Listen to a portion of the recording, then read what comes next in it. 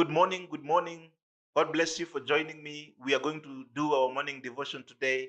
And thank you for being right here. I'm glad to have you. Joshua here and the story of the children of Israel is the story of what was to come of the Son of God, whose name is salvation. So God uses that prostitution, and God uses somebody who will sound and seem that was so lost far off.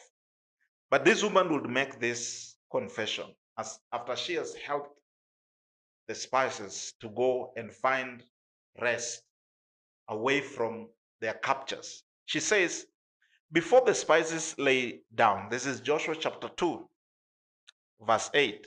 Before the spices lay down for the night, she went up to the roof and said to them, I know that the Lord has given you this land, and that a great fear of you has fallen on us, so that all who live in this country are melting in fear because of you. We have heard of how the Lord dried up the water of the Red Sea for you when you came out of Egypt, and what you did to Sihon and Og, the two kings of Amorites of the east of the Jordan, whom you completely destroyed. When we heard of it, our hearts melted in fear, and everyone's courage failed because of you. For the Lord your God is a God in heaven above and on earth below.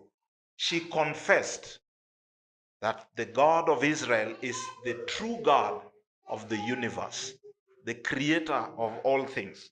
So as she made this confession, she got an entry to become a part of God's people. She confessed her faith in the Lord, the God of Israel. And she made this confession that when we heard of what God had done for you against the great kings of Sihon and Og, I thought about that for a minute, and I've had men in different circumstances talk about I'm the real OG. The kings of the Amorites, and especially Og, and I will use the word OG, was a giant. The kings of the Amorites in this part of the world at that time these were giants. And the story of Og is that this was a king that was a giant, and the children of Israel who went in said that there are giants in the land. They are spread all over. So in Sihon, the land of the Amorites, King Og, these were men of renown. And that is why when they reported to Moses in the previous books, before Judges, they are talking about the giants that had spread in the land. And so if you think you are an OG, you're going to have to be a giant. But if you're not a giant, remember the children of Israel actually faced true giants. And God was able to give them victory to slay down the Amorites, the kings that were standing before them.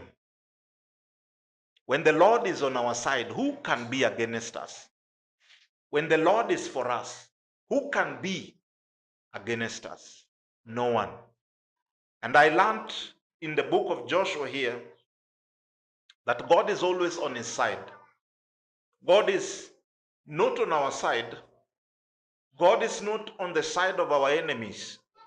God stands by himself. Why? Because we are not faithful.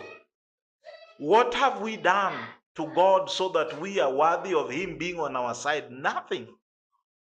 We have done nothing good. He is on his side. But despite being on his side, he fights for the children of Israel.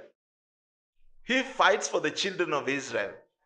Because of the promises he gave to Abraham, Isaac, and Jacob, he brings down the kings of the Amorites. He brings down Sihon and Og. He brings them down. And so I'm here to encourage you that every enemy